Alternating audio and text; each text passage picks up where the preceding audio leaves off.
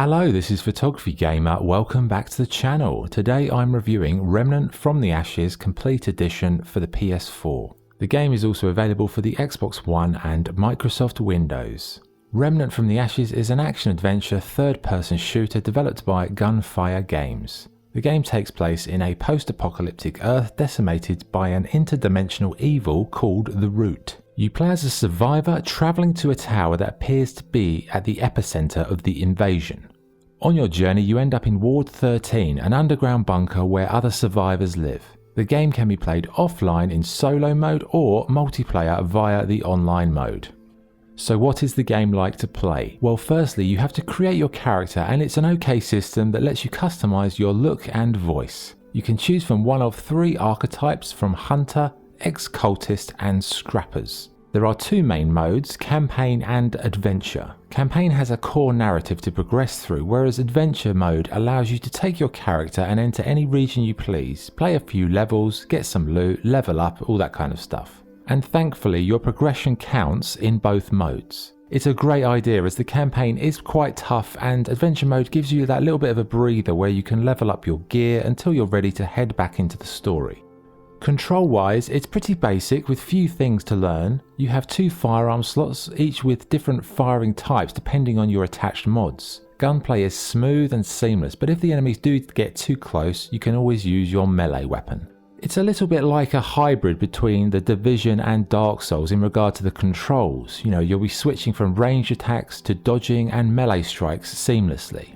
But it's key to balance your limited stamina at first, as you'll soon get out of breath and be a sitting duck.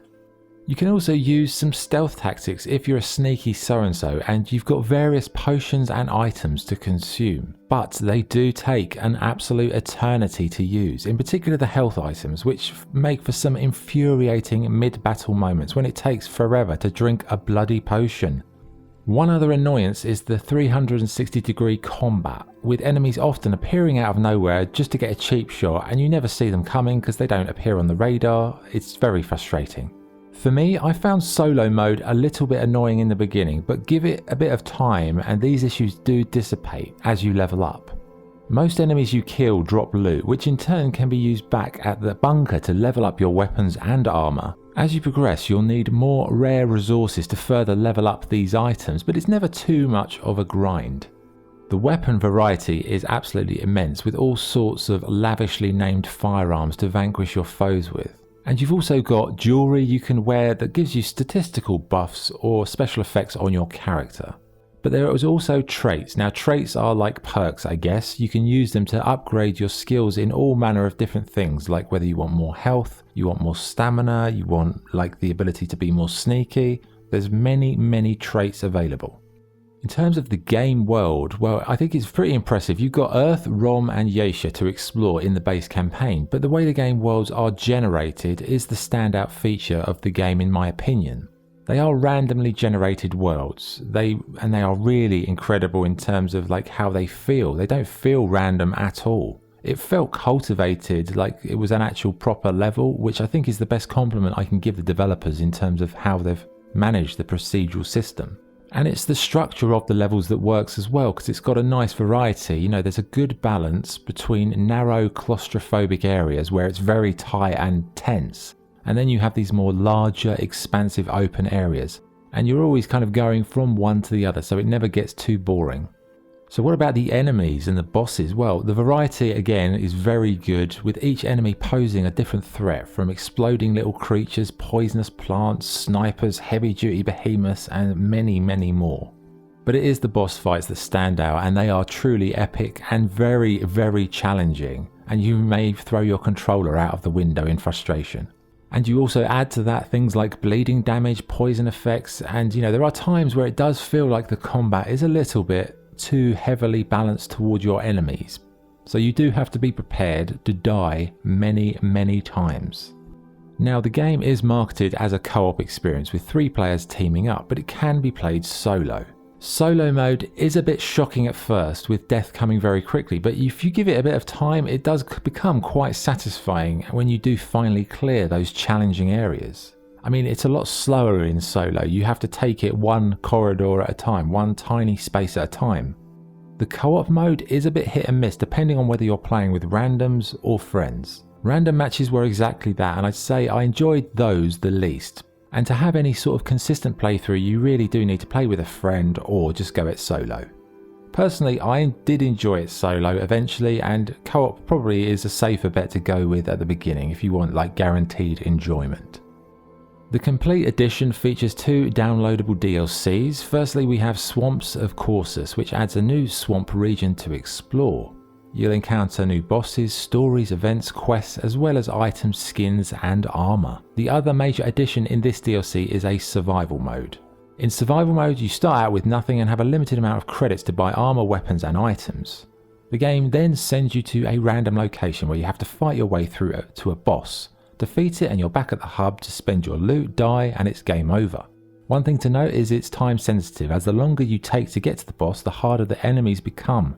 So it's a balance between gathering loot to level up before the enemies get too overpowered. It is a very nice addition, but probably not for new players, and something you'll want to explore once you've completed the main campaign. The second DLC is Subject 2923. This adds a new campaign set in a frozen landscape of Reason. You'll uncover the origins of characters from the main quest, explore new zones, new bosses, quests, etc., and it includes hardcore mode. I would say both DLCs are well worth it, as they do expand on the narrative and they mix up the locations you've got available to explore. There's lots of cool new enemies to take on, but the extra weapons and gear you'll find really do help in the main campaign as well. So all in all, it's a pretty good package when you factor in the base game, the game modes, DLC, and you put it all together, it's pretty good. And in summary, I'd say it's a game all about gaining experience, gathering resources, and leveling up your gear and stats over time. As you do this, the game really does open up and becomes vastly more enjoyable. Graphically, Remnant is a pretty solid production with nice procedural environments, good details, and excellent lighting. The animation is solid, and I didn't experience too many technical issues, a little bit here and there, but nothing game breaking. In terms of sound, the music is absolute perfection and really suits the scenarios and moments perfectly. The voice acting, however, does have a bit of a swing from up and down. Generally it's good, but there are characters where you think, oh, they could have done that a little bit better. Okay, what's good and what's bad? What's good? The procedural levels are so good you won't believe they're procedural. The progression system is clear and satisfying. Combat is tough at first, but soon becomes very enjoyable. The solo and co-op modes are both worth trying. The DLCs adds a huge amount of content, regions, and replay value. Enemy variety is good and the boss fights are memorable, and it's a game that makes you feel like you're always progressing, with campaign and adventure mode being integrated. What's bad? The combat does seem a bit too weighed in the enemy's favour. The use of health items takes an absolute eternity, and online with randoms isn't really a great experience. So what's the verdict? Remnant from the Ashes is a fantastic action-adventure game whether played solo or with friends. The progression system is excellent, the procedural levels are fantastic, and it's a game that will keep you occupied for a very long time. Yes, at first it can be quite a shock to the system in terms of difficulty, but after a few solid sessions the game becomes a lot more fun. Initially I thought, what the hell am I playing here? Dark Souls meets The Division, but the game won me over very quickly. Solo is actually very playable after you get past that early shock, and the complete edition is a really good package that adds new game modes, regions and weapons to the mix. So overall, I would strongly recommend the game, assuming you have a little bit of patience, because early on it's tough. But now, several weeks after starting the game, it's fast become one of my favourite go-to games. So yeah, very good. Very impressive in many ways, and something I would definitely recommend. So my score for Remnant from the Ashes Complete Edition is 8.9 out of 10. Okay, that was the review. Thank you for watching. If you enjoyed the video, please like and subscribe. You can now join the channel to unlock exclusive members only videos, early access and many other benefits. To join, click on the button on my homepage. But for now, this is Photography Gamer signing off. Thank you.